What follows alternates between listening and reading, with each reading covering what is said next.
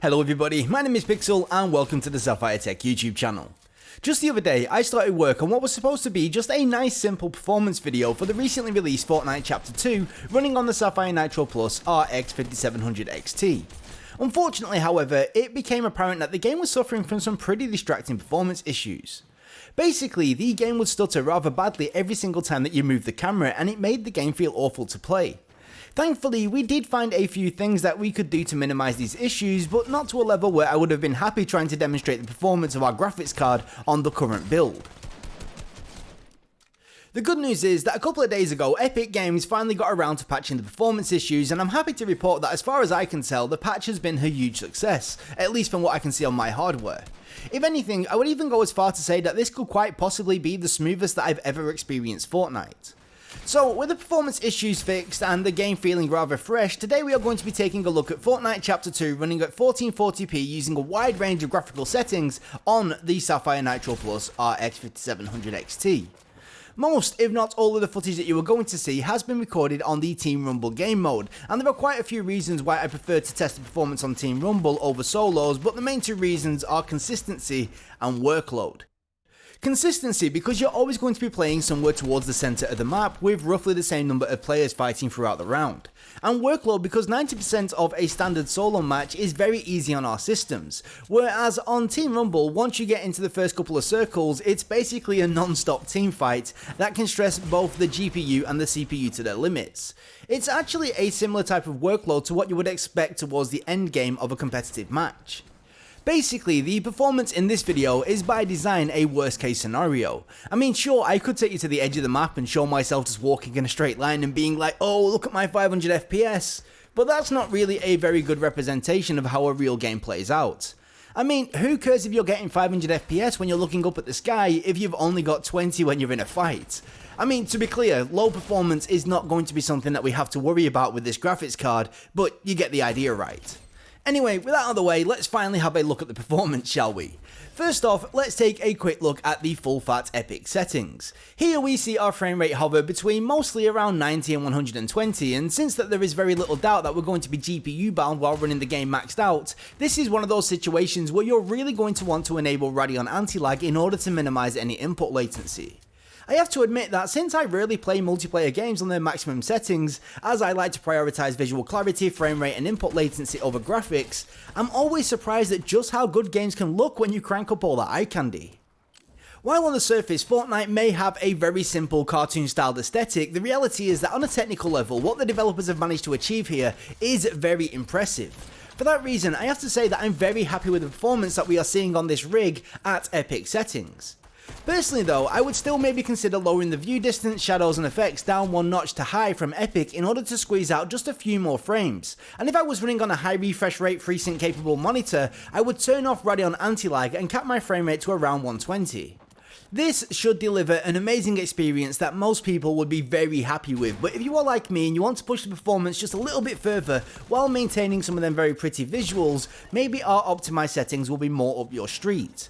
Here we stuck our view distance, shadows and anti-aliasing all on high, left our textures on epic and dropped our effects to low, and then we went for medium for our post-processing. At these settings we saw our frame rate jump up to between 150 and 200, at least for the most part.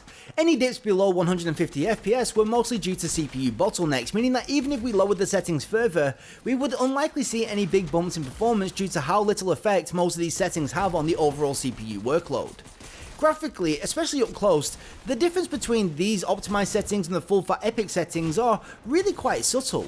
I mean, sure, there are some obvious differences, but I think that the value when you weigh up the image quality versus performance, these settings really do make a lot of sense. Not to mention that nice bump you get in visual clarity by lowering down the effects and post-processing, which can make it quite a bit easier to spot your enemies, especially at range.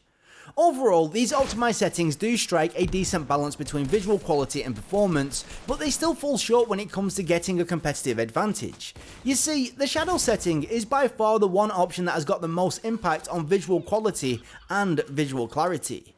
The vast majority of the time, visual clarity is not going to be a problem, but when certain conditions are met, you do find yourself at a distinct disadvantage when against somebody that has them disabled.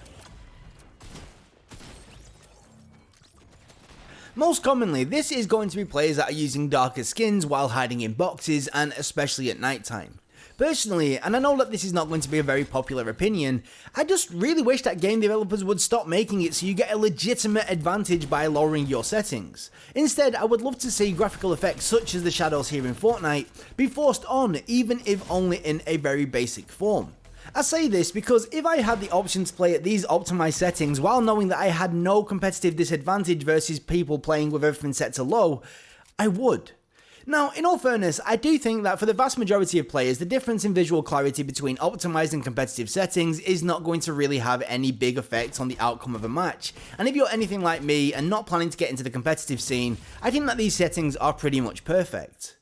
On the other hand, if you are wanting to give yourself every single advantage and maybe even get into competitive play, you're going to want to stick to the competitive settings, which all the pros do seem to use. Here, we are going to stick our view distance up onto high to make sure we can see stuff at distance, or maybe even epic, and then slap everything else down to low. At these settings, we see our frame rate rocket up to the point where we find ourselves being CPU limited the vast majority of the time. When the Sapphire Nitro RX 5700 XT does get the opportunity to stretch its legs, we see numbers beyond the 250 FPS mark fairly reliably.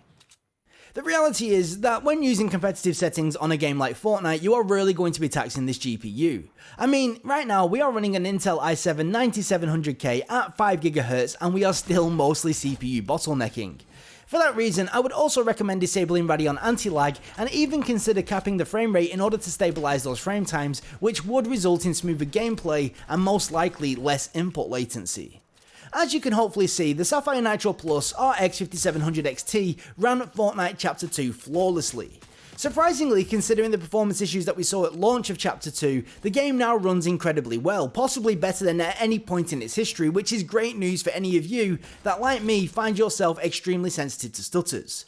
But anyway, with all that said, that is once again going to be me done for today, so if you are new around here, please do consider slapping that subscribe button and dinging that bell so you get notified of our future uploads. Also, if you like this video, you can like this video, and if you disliked it, there's a button for that too, and all we ask is that you let us know why you disliked it down in the comment section below, so we can try and improve going forward. If you've got any questions, suggestions, or feedback, once again, leave it in the comment section and I will try and get back to you as soon as possible. So yeah, from myself and everybody here at the Sapphire Tech YouTube channel, thank you so much for watching, and until next time, we will catch you later. Bye bye.